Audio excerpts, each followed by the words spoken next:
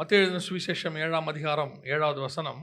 கேளுங்கள் அப்பொழுது உங்களுக்கு கொடுக்கப்படும், தேடுங்கள் அப்பொழுது கண்டடைவீர்கள், தட்டுங்கள் அப்பொழுது உங்களுக்கு திறக்கப்படும். இந்த வசனத்தில் தான் ஒரு சில காரியங்களை நாம் பார்க்க போகிறோம். அதிலிருந்து ஒரே ஒரு காரியத்தை தான் நாம் பார்க்க போகிறோம். குறிப்பாக இந்த வசனம் ஒரு சுவிசேஷ வசனமாக, ஒரு நற்செய்தி அநேகரை ஒரு ஆசீர்வாதமாக சொல்லப்படுகிறது. இயேசுவினிடத்தில் கேளுங்கள் அப்பொழுது உங்களுக்கு கொடுக்கப்படும், தேடுங்கள் அப்பொழுது நீங்கள் கண்டடைவீர்கள். இந்த வசனம், எல்லா வசனமும் நாம் எப்படி யூஸ் பண்ணுறோமோ அப்படி தான் வசனம். நம்ம அதை லைட்டாக யூஸ் பண்ணால் மேலோட்டமாக எடுத்துக்கொள்ளலாம். நீங்கள் அது கொஞ்சம் டீப்பாக போனீங்கன்னா அந்த வசனத்தை என்ன செய்யலாம், டீப்பாகவும் தியானிக்கலாம். அந்த வசனத்தினுடைய ஆவியானவருடைய டைமென்ஷன் நிறைய இருக்குது. இதில் 3 முக்கியமான காரியங்கள் இருக்கிறது. ஆனால் ஒன்று தான் நம்ம பார்க்க முடியும் இன்றைக்கி. ஆனால் மற்ற ரெண்டையும் பற்றி உங்களுக்கு நான் ஒரு லைட் இன்ட்ரடக்ஷன் கொடுத்துட்டு அந்த 3வதுக்குள்ளே போக விரும்புகிறேன். முதலாவதாக ஆண்டவர் சொல்கிறாரு, கேளுங்கள் அப்பொழுது உங்களுக்கு கொடுக்கப்படும். எதை பற்றி அப்படின்னா, அந்த 11வது வசனத்தில் சொல்கிறாரு, பொல்லாதலாகிய நீங்கள் உங்கள் பிள்ளைகளுக்கு நல்ல ஈவுகளை கொடுக்க அறிந்திருக்கும் பொழுது பரலோகத்தில் இருக்கிற உங்கள் பிதா தம்மிடத்தில் வேண்டிக் கொள்ளுகிறவர்களுக்கு நன்மையானவைகளை கொடுப்பது அதிக நிச்சயம் அல்லவா. இது எதை பற்றி அப்படின்னு கேட்டிங்கன்னா, லூக்கா 11:13 பரிசுத்த ஆவியானவரை குறித்து சொல்லப்பட்டிருக்கிறது. அந்த வசனம் வாசிங்க. லூக்கா 11:13.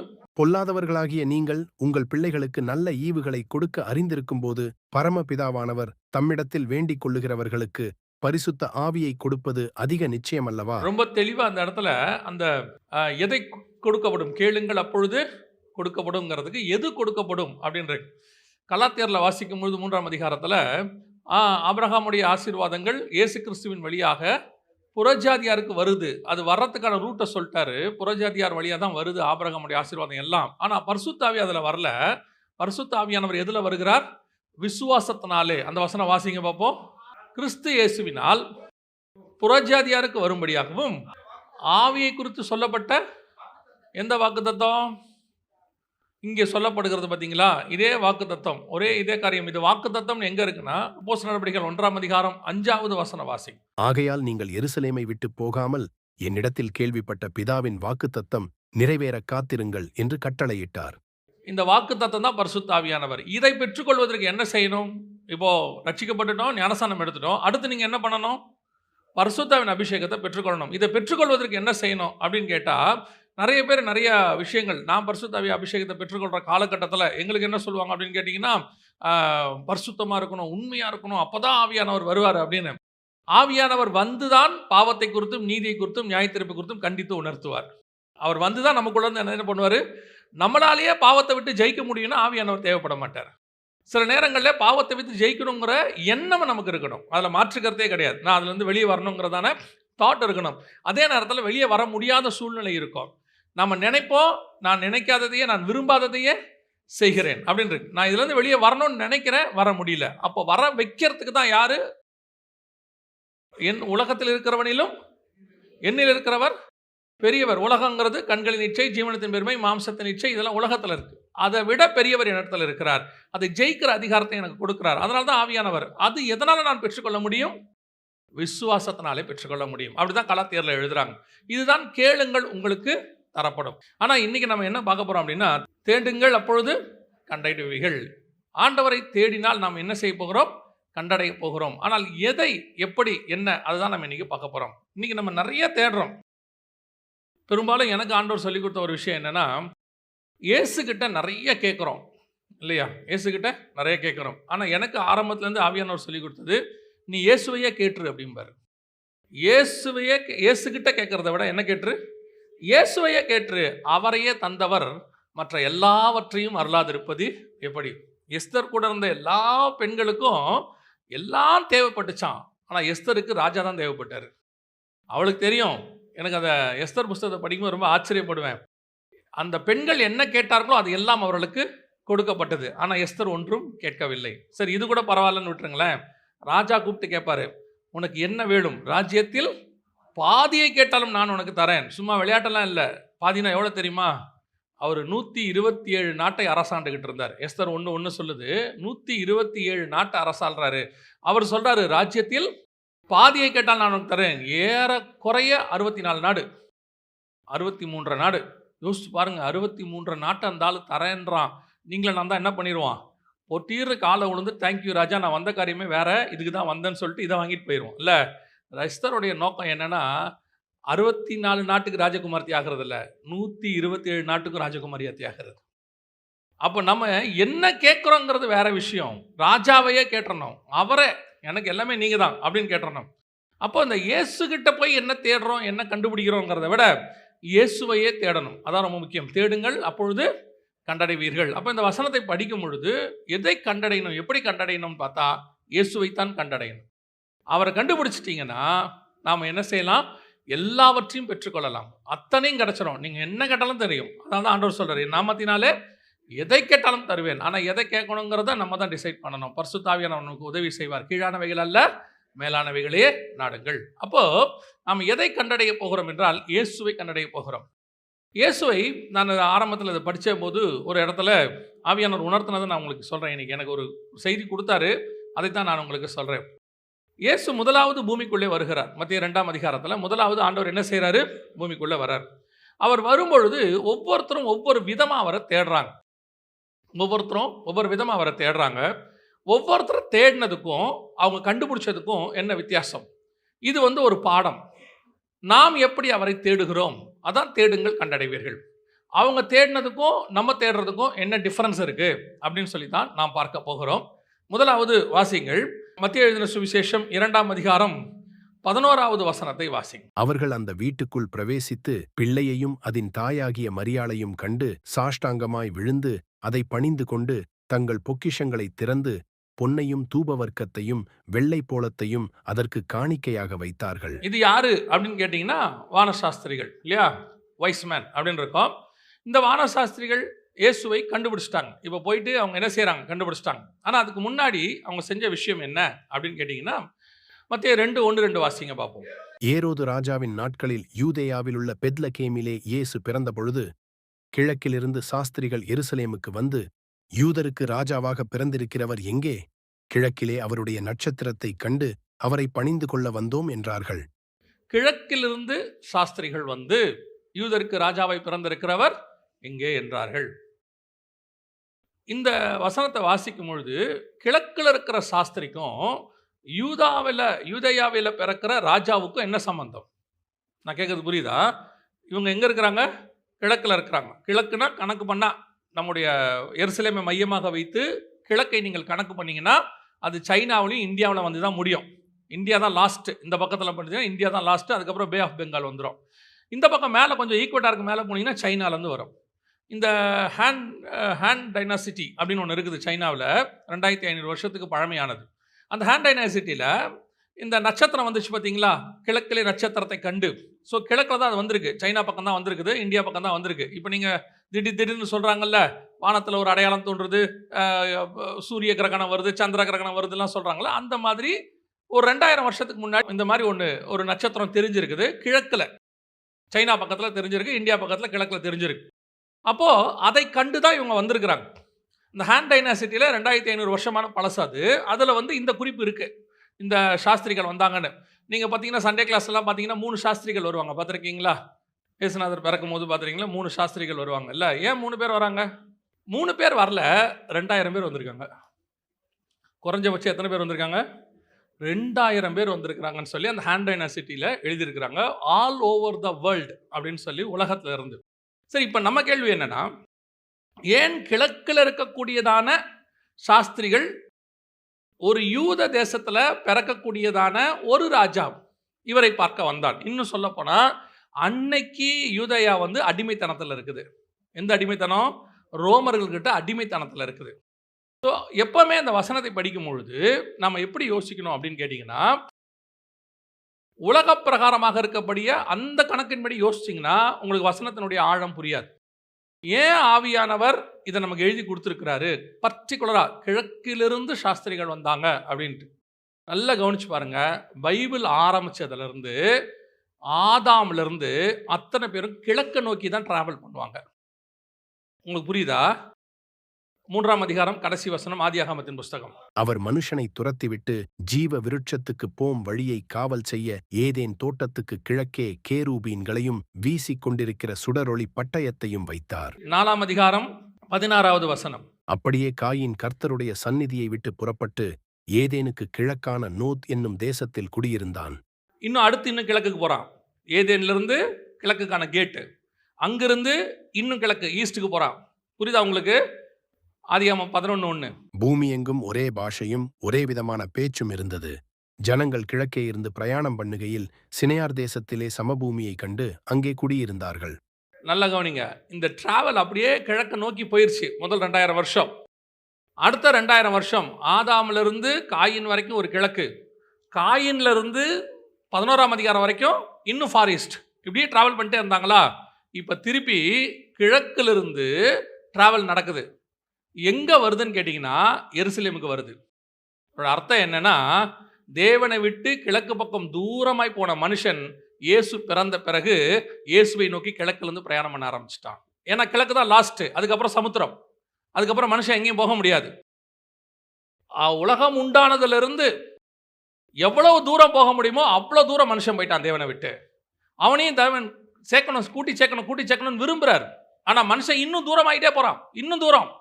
இப்போ காயினை சொல்லி அனுப்புகிறாரு, நீ ஏதேனை விட்டு போகிற, ஆனால் போகிற நீ எப்படி இருப்ப? நிலையற்று அலைந்து திரிகிறவனாக இருப்ப. ஏன் இந்த வேர்டை உனக்கு சொல்கிறாருன்னா, ஏதேனை விட்டு போகிற, அங்கே போனால் அது உனக்கு பலன் கொடுக்காது, சபிக்கப்பட்ட பூமியில் சபிக்கப்பட்டிருப்பாய், அங்கே உனக்கு பயிர் செஞ்சாலும் உனக்கு பலன் கொடுக்காது. இவ்வளோ காஷன் ஏன் கொடுத்து அனுப்புகிறாருன்னா, திருப்பி வர்றதுக்கு, நீ வந்துரு அப்படிங்கிறதுக்கு. ஆனால் இவன் திருப்பி இன்னும் ஃபாரஸ்ட், இன்னும் போகிறான். கடைசியாக எக்ஸ்ட்ரீம் லெவலுக்கு போயிட்டான். இதுக்கப்புறம் போகிறதுக்கு இடமே இல்லை மனுஷனுக்கு. இப்போ இயேசு இங்கே பிறந்து தூரத்தில் இருக்கிற மனுஷனை இங்கே கூட்டிகிட்டு வரார். பார்ட்டா வராங்க. இவங்க அப்படியே நல்லா கவனிச்சு பாருங்க. அப்படியே நேராக 11ஆம் அதிகாரத்தில் 1ஆம் வசனத்தில் அவங்க அங்கிருந்து சமபூமியிலிருந்து பிரயாணம் பண்ணி கிழக்கே வந்தார்கள். அந்த இடம் பேர் பாபேல். அந்த இடத்துல இருந்தான் ஆபிரகாம் புறப்பட்டு கானானுக்கு வந்தார். திருப்பி டிராவல் இப்படி ஆகுது பாருங்க, ரிவர்ஸில் ஆகுது. ஸோ இந்த டிராவலில் கிழக்குங்கிறது வெரி இம்பார்ட்டன்ட் பாயிண்ட்.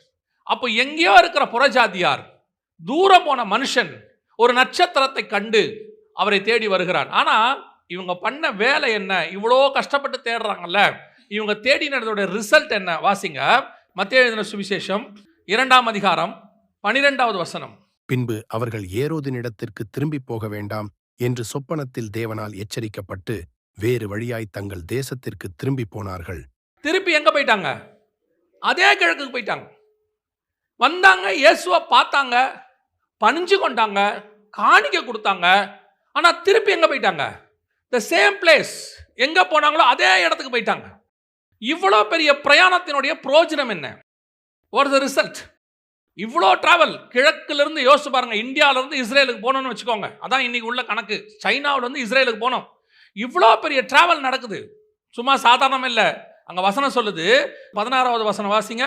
அப்பொழுது ஏரோதுதான் சாஸ்திரிகளால் வஞ்சிக்கப்பட்டதைக் கண்டு மிகுந்த கோபமடைந்து ஆட்களை அனுப்பி தான் சாஸ்திரிகளிடத்தில் திட்டமாய் விசாரித்த காலத்தின்படியே பெத்லகேமிலும் அதன் சகல எல்லைகளிலும் இருந்த 2 வயதுக்குட்பட்ட எல்லா ஆண் பிள்ளைகளையும் கொலை செய்தான். எத்தனை வயசு? அப்போ சாஸ்திரிகள் வந்து போனதுக்கு எத்தனை வருஷம் ஆயிடுச்சு? 2 வருஷம் ஆயிருக்கு.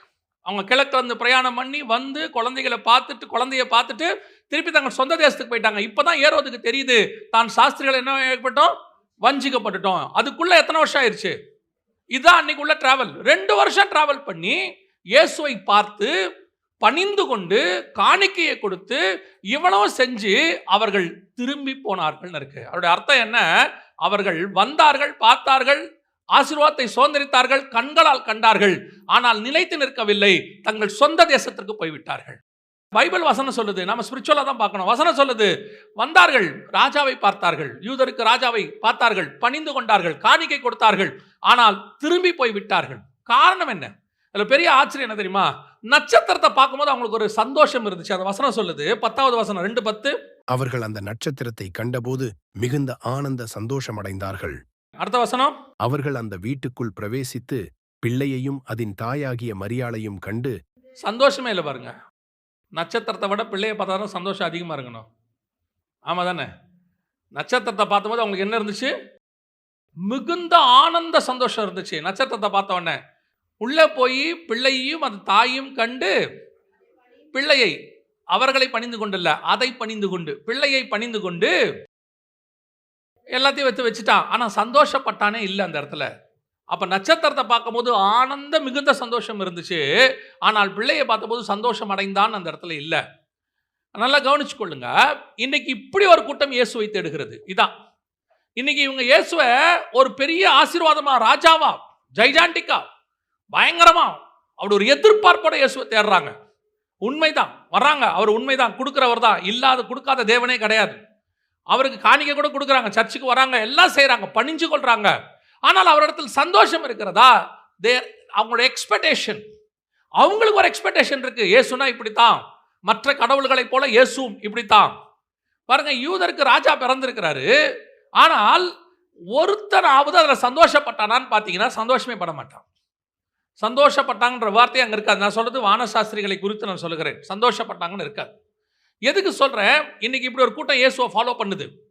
அவங்க ஒரு எதிர்பார்ப்போட சர்ச்சுக்கு வராங்க. நான் சொல்றேன், எதிர்பார்ப்போட சர்ச்சுக்கு வரவே வராதீங்க. இயேசுவை எதிர்பார்த்து வாங்க.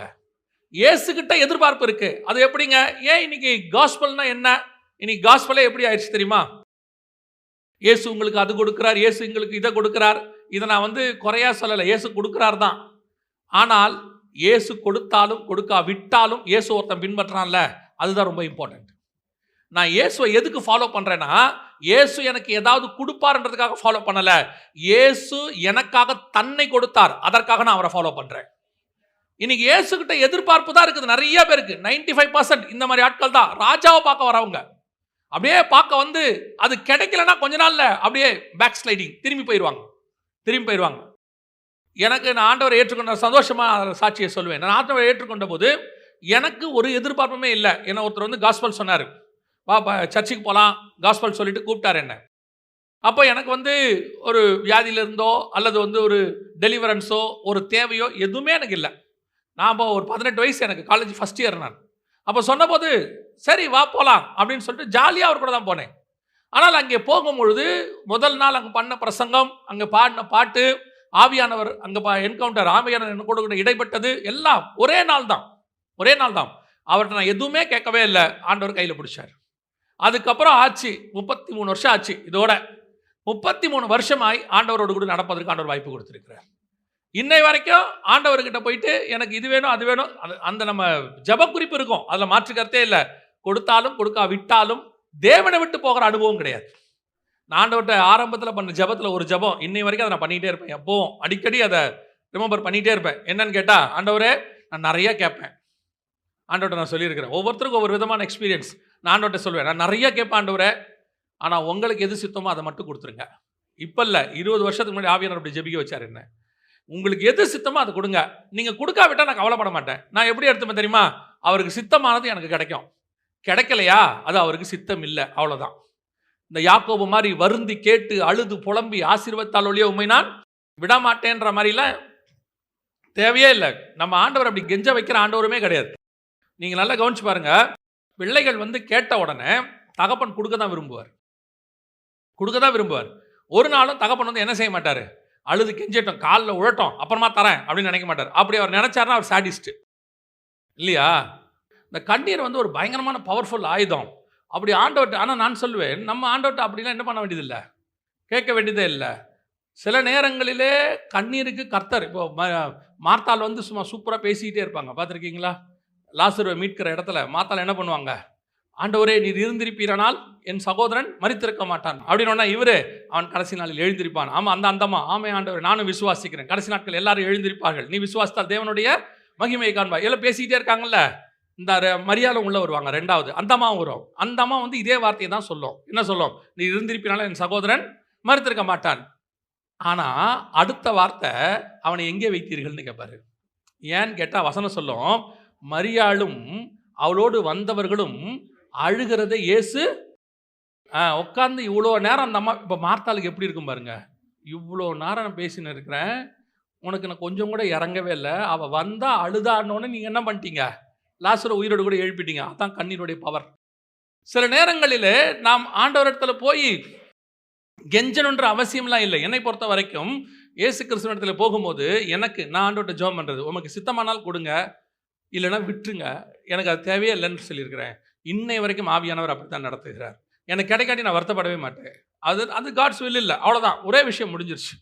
அப்படி இருக்கும்பொழுது ஒரு கூட்டம் இயேசுவை எதுக்கு தேடுகிறது என்று சொன்னால், ஒரு பிம்பம் இருக்கு, இயேசு இப்படி கொடுப்பார். ஏன்னா அவங்க வேற ஒரு டைமென்ஷன்ல உள்ள வராங்க, ஒரு எக்ஸ்பெக்டேஷன்.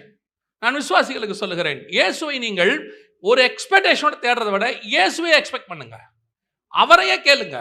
உங்களுக்கு எல்லாவற்றையும் தருவதற்கு அவர் வல்லமை உள்ளவராக இருக்கிறார். நீங்க ஒரு எதிர்பார்ப்போட தேடும் போது அது இல்லாவிட்டால் நீங்கள் இயேசு விட்டு பின்மாற்றம் அடைவதற்கு வாய்ப்பு இருக்கிறது. அதனால தான் அவர்கள் திரும்பி போனார்கள். எத்தனையோ பேர் வருவாங்க சர்ச்சுக்கு, நம்ம சொல்லி கூட்டிட்டு வரோம், இந்த மாதிரி இயேசு கிறிஸ்து உங்களுக்கு அந்த மாதிரி காரியங்களை செய்வார், உதவி செய்வார், அற்புதம் செய்வார், செய்கிறாரு, இல்லைன்னா சொல்லலை. செய்யாவிட்டால் ஒரு குரூப் போயிடுச்சு. ஒரு குரூப் என்ன செய்யுது, ஏதோ ஒரு காரணம் செய்யல. சிலருக்கு ஒரு சிலருக்குலாம் நான் ஜெபம் பண்ணியிருக்கேன், ஆண்டவரே இவருக்கு இந்த விடுதலையை கொடுங்கப்பான்னு சொல்லிட்டு ஒரு 10 வருஷத்துக்கு முன்னாடி. ஆண்டவர் கொடுக்கல அவருக்கு விடுதலையை. ஏன் கொடுக்கல அப்படின்னா பின்னாடி ஒரு ரீசன் இருந்துச்சு. சிலருக்கு தான் ஆண்டவர் வந்து விடுதலை கொடுக்காமே இருக்கிறார். அதுக்கு ஒரு ரீசன் இருக்கு. ஆண்டவர் கொடுக்காம வச்சிருக்கிறதுக்கு ஒரு ரீசன் இருக்கு. அப்போ விடுதலையை கொடுக்கல. அப்போ அவரால் ஒரு பிரச்சனை வந்தபோது ஆண்டவர் சொன்னாரு, நீ விடுதலை கொடுக்காத போதே இவன் இவ்வளவு பிரச்சனை பண்றானே, நான் விடுதலை கொடுத்திருந்தா எவ்வளவு பிரச்சனை வரும், எனக்கு இவனை பத்தி தெரியும், அதனால தான் நான் விடுதலை கொடுக்கல அப்படின்னாரு. அப்படி இருக்கும் பொழுது சில நேரத்தில் நம்ம சோர்வடைகிறோம், நம்ம கேட்டது கிடைக்கல, நம்ம ஜெபம் பண்ணது வரல, அது நடக்கல அப்படின்னும் போது அப்பதான் ஆண்டவர் சொல்றாரு, நடக்குது நடக்கல ரெண்டாவது, கர்த்தருக்கு சித்தமானது வாக்கியம். அவர் கொடுக்கும்போது கண்டிப்பாக கொடுப்பார். நான் அதற்காக உம்மை பின்பற்றவில்லை, அது கிடைத்தாலும் பின்பற்றுவேன், கிடைக்காவிட்டாலும் நான் பின்பற்றுவேன். அதுதான் ரொம்ப முக்கியம். அவர்கள் இயேசுவை தேடி வந்தார்கள், அடையாளத்தெல்லாம் பார்த்தாங்க, நட்சத்திரத்தெல்லாம் பார்த்தாங்க, சந்தோஷம், ஓ கரெக்டா வந்துட்டோம், பக்கா சூப்பர், எல்லாம் ஓகே தான். நான் சொல்வேன், எங்க சர்ச்சுக்கு நான் முதல்ல போகும்போது எனக்கு ரொம்ப சந்தோஷம். சர்ச் ரொம்ப நல்ல சர்ச்சு, நல்ல பாட்டு எல்லாம் இருந்துச்சு. ஒரு 4-5 வருஷம் ஆக ஆக சபைகளுக்குள்ள கண்டிப்பா என்ன இருக்கும், சில பிரச்சனைகள் இருக்கதான் செய்யும். எல்லாமே உங்களுக்கு பெர்ஃபெக்ட்டா இருக்கும்னு சொல்ல முடியாது. அங்க சில கான்ட்ரவர்சிலாம் வர ஆரம்பிச்சிச்சு. சில மனுஷங்களை பார்க்குறோம், என்னடா இவங்க பைபிள் வாசிக்கிறவங்க இப்படி பண்றாங்களே, ஜெபம் பண்றவங்க இப்படி பண்றாங்களே, ஒரு சிலர் நமக்கு மென்டரா இருப்பாங்க, அவங்க அப்படி செய்வாங்க. இதையெல்லாம் நமக்கு பார்க்க நமக்கு என்ன தோணும், ச்சே இந்த சர்ச்சே வேண்டாம், இயேசுநாதரே வேண்டாம், இவங்களே இப்படி இருக்கிறாங்க, எதுக்கு நம்ம சர்ச்சுக்கு வரணும் அப்படின்னு யோசிப்பாங்க. அப்பதான் எனக்கு ஆண்டவர் சொல்லி கொடுத்தாரு, நீ பார்க்க வேண்டியது இயேசுவை தான், சபையில் இருக்கிற மனுஷனை கிடையாது. ஏன்னா உலகத்தில் இருக்கிற அத்தனை பேரும் விழுகிறவன், ஒரே ஒருத்தர் தான் விழாதபடி ஜெயம் பெற்றவர், அவர் ஆண்டவராக இயேசு கிறிஸ்து. நீங்க அவரை தான் பார்க்கணும். சர்ச்சில் நிறைய பேர் வந்து இடதுபுறம் வலதுபுறம் பார்ப்பாங்க, இவர் சரியா அவங்க சரியா, இப்படி பேசுறாங்களே இவங்க பண்றது கரெக்டா இருக்கா, இவ்வளோ தூரம் சொல்றாங்க இவங்க கரெக்டா, ஏன் இவ்வளோ போதிக்கிற நாங்கள் கூட விழுவதற்கு வாய்ப்பு இருக்கிறது. ஆனால் விழாத தேவன் ஒரே ஒருத்தர் தான் இருக்கிறார், ஆண்டவராக இயேசு கிறிஸ்து. நீங்க அவரை பார்க்கத்தான் வரணும். அவரை பார்த்து உங்களுக்கு சந்தோஷம் வந்துருச்சுன்னா வேற என்ன நடந்தாலும் நீங்கள் கவலைப்பட மாட்டீர்கள். அல்லேலூயா. இதான் முதலாவது, சபைக்கு வந்து தேவனை தேடுவதற்கு நீங்கள் மிக முக்கியமாக தெரிந்து கொள்ள வேண்டிய ஒரு விஷயம். நீங்கள் ஏதோ ஒன்றை எதிர்பார்த்து வரும்போது, யூதருக்கு ராஜா அப்படி இருப்பார் இப்படி இருப்பார், ஒரு எக்ஸ்பெக்டேஷனோட வரும்போது உங்களுடைய எதிர்பார்ப்புக்கு நேர்மாறாக இருக்கும். தாவீதை போய் சாமுவேல் அபிஷேகம் பண்ணிறார் ராஜாவாக, நேர்மாறா நடக்குது. இவன் ராஜாவா இருக்கணும்னு சொல்லி அவர் சொல்றாரு, ஊரை விட்டே வரட்டான் சவுல். யோசேப்புக்கு ஒரு சொப்பனம் கொடுக்கப்படுது, நேர்மாறா நடக்குது, ஊரை விட்டே விரட்டப்படுறாரு. யோசிச்சு பாருங்க, எனக்கு ஆண்டவர் சொன்னது ஒண்ணு, நடக்கிறது வேறையாக இருக்குது. இப்ப கூட அவனுக்கு என்ன தெரியுமா தோணும், இது அல்ல, நான் தேவனை உறுதியை பற்றி கொள்கிறேன். போர்த்திவார் வீட்டில் பிரச்சனை வரும்போது அவன் சொன்னான், நான் தேவனுக்கு தான் பயப்படுகிறேன். என்னங்க இவ்வளவு தூரம் அடிச்சு விரட்டி இருக்கிறாரு, சொன்ன வாக்குத்தத்தை நிறைவேறல, அண்ணன் தம்பிலாம் உனக்கு எதிராக மாறிட்டாங்க, இவ்வளவு தூரம் வித்து போட்டாங்க, நீ வர இப்போ ஒரு வீட்டில் வேலைக்காரனா இருக்கிற, இன்னுமா அந்த தேவனை உறுதியா பிடிச்சிக்கிற. அவன் சொல்றான், நான் இதை எதையுமே பார்க்கவில்லை, நான் பார்க்கிறது தேவனை. தேவனுக்கு முன்பாக நான் எப்படி, அதைத்தான் உங்களுக்கு சொல்றேன். நீங்க இயேசுவை ராஜாவாக பார்க்க ஆரம்பித்து இங்கே வந்து சில எக்ஸ்பெக்டேஷனோட வந்து அந்த எக்ஸ்பெக்டேஷன் நடக்காவிட்டால் இயேசுவை விடக்கூடாது. நான் சொல்றது புரியுதா? சில நேரங்களில் நடக்கும், சில நேரங்களில் கொஞ்சம் தாமதமாய் நடக்கும். கண்டிப்பா அனௌன்ஸ் செய்வார் ஆண்டவர். ஆனால் ஒரு சில காரியங்கள் தரவும் மாட்டார். தரனா கூட நீங்க ஆண்டவரை பிடிச்சிக்கணும். அது எங்க தரனா, ஏங்க ஆண்டவரை பிடிச்சிக்கணும், நான் தான் ஒரு எதிர்பார்ப்போட வந்தேனே, அது ஆண்டவர் தரனாலும் பிடிச்சிக்கணுமா? ஆமாம், நான் நினைக்கிறேன் எமி கார்மைக்கல் அம்மையார் நினைக்கிறேன், என்னுடைய கணக்கு சரியா இருக்குமானால், எமி கார்மைக்கல கேத்ரின் குல்மனான்னு தெரியல, எமி கார்மைக்கல் தான் நான் நினைக்கிறேன். அந்த அம்மா கருவழியோட பிறந்தவங்க, கண் வழி வந்து கருப்பு வழியா இருக்கும், எமி கார்மைக்கல் தான் நினைக்கிறேன் இல்லையா? பட் அவங்க ஊர்ல எல்லாருக்குமே ப்ளூ ஐஸ் தான். யூரோப்ல எல்லாருக்குமே கண்ணு எப்படி இருக்கும், ப்ளூ ஐஸ் இருக்கும். இந்த அம்மாவுக்கு மட்டும் பிளாக். அப்போ இந்த அம்மாவை எல்லாம் கேவலமா பேசுறாங்க. இந்த அம்மாவை கொஞ்சம் அவதூறா சொல்றாங்க. ஏன் உனக்கு கருப்பு, நீ ஐரோப்பா தாய் தகப்பன் தானே பிறந்த, உனக்கு மட்டும் என் கருப்பா இருக்கு, எங்கேயோ தப்பு நடந்திருக்கு, அப்படி இப்படின்லாம் சொல்றாங்க. இந்த அம்மா வந்து சின்ன வயசுல இருந்தே ஆண்டவருக்குள்ள வளர்க்கப்பட்டவங்க தாய் தகப்பனால.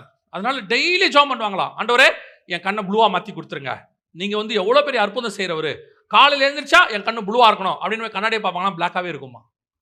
எவ்வளோ கிட்டத்தட்ட 20 வயசு வரைக்கும் ஜெபம் பண்ணியிருக்கிறாங்க. ஜெபம் கேட்கப்படவே இல்லை. அந்த அம்மா ஆனால் கேட்டு கேட்டு பார்த்து சோர்ந்துட்டாங்க. அதுக்கப்புறம் ஆண்டவருக்குள்ள இருக்கிறாங்க. ஆண்டவருக்குள்ள பலப்பட்டு ஒரு நாள் மிஷினரியா ஒப்பு கொடுத்து அவங்க எங்கே வந்துட்டாங்க? மினிஸ்ட்ரிக்கு இந்தியாவுக்கு வந்துட்டாங்க. இந்தியாவிலேயும் எங்கே வந்துட்டாங்க? தமிழ்நாட்டுக்கு வந்துட்டாங்க. இங்கே வந்து அந்த அம்மா மிஷன் ஊழியத்தில் தன்னை முழுவதுமாக மாற்றிக்கிட்டாங்க. 100% முழுவதுமாக மாற்றிட்டாங்க. புடவை கட்டி தான் உடம்புல வந்து அந்த வெள்ளத்தோல் இருந்தால் இந்த ஜனங்க பழகிறதுக்கு யோசிப்பாங்கன்னு காப்பி தூள் எடுத்து தடவிப்பாங்களாம் மேலே. அந்த அளவுக்கு டெடிகேட்டட். ஆனால் அப்போ தான் அந்த அம்மா ஒரு உண்மை தெரிஞ்சிச்சு. அன்னைக்கு இங்கே இருந்தவங்க வெள்ளைக்காரங்களையும் இந்தியர்களையும் வேறுபடுத்தி பார்க்கறதுக்கு அவங்க யூஸ் பண்ண முதல் விஷயம் என்னன்னா, கண்ணு தான் பார்ப்பாங்களாம். கண்ணை தான் பார்த்துட்டு ப்ளூவாக இருந்துச்சுன்னா அவன் வெள்ளைக்காரன், அவங்க எதிரிகள், அப்படி மாதிரி அவங்களுக்கு தாட். கருப்பாக இருந்துச்சுன்னா நம்மால். இப்போ அதுக்கப்புறம் இங்கே வந்த பிறகு கிட்டத்தட்ட 20 வருஷம் கழிச்சு அவங்க வந்து டெய்லி கர்த்தரை சோதனை பண்ணுவாங்களாம். ஆண்டவரே நல்ல வேளை என் கண்ணு என்ன செஞ்சீங்க? கருப்பாக கொடுத்து. ஏன்னா வாழ்நாள் முழுக்க அவங்க இங்கே தான் செத்து போனாங்க. மரித்து இங்கே தான் அடக்கம் பண்ணப்பட்டாங்க. அவங்க வாழ்நாள் முழுக்க மினிஸ்ட்ரி பண்ணுறதுக்கு அந்த கருப்பு விழி ரொம்ப யூஸ்ஃபுல்லாக இருந்துச்சான். அது ப்ளூவாக இருந்திருந்தா பண்ணியிருக்கவே முடியாது. ஸோ கர்த்தர் சில நேரங்களிலே உங்கள் ஜெபங்களுக்கு பதில் கொடுக்க மாட்டார். சில நேரங்கள் நீங்கள் எதிர்பார்த்தது நடக்காது. ஆனால் அது உங்களுக்கு நன்மையாக தான் இருக்கும், கர்த்தர் கொடுக்காதது. ஆனால் நம்ம கதறி கதறி கேட்டுட்டு இவ்வளோ தூரம் கேட்டான் ஆண்டவர் செய்யலை அப்படின்னு பின்மாற்றம் அடைஞ்சிட்டிங்கன்னா நஷ்டம் உங்களுக்கு தான். திரும்பி போகிற அனுபவம் தேவையே கிடையாது. சில நேரங்களிலே கர்த்தர் சொல்லுவார், சில நேரங்களில் கர்த்தர் செய்வார், எதிர்பார்த்ததை செய்வார், தாமதித்தும் செய்வார், சில நேரங்களில் செய்யவும் மாட்டார். செய்தாலும் சரி, தாமதித்து செய்தாலும் சரி, செய்யாமல் போனாலும் சரி, நான் என் தேவனை விடுகிறது இல்லை. நான் அவரை உறுதியாய் பற்றி கொள்ளுகிறேன். காரணம், இயேசு என்ன கொடுப்பார் என்பதற்கான இயேசுவை வரவில்லை. திருப்பியும் சொல்றேன், இயேசு அவரையே எனக்காக கொடுத்தார். நான் அதற்காக அவரை பின்பற்றுகிறேன். அல்லேலூயா.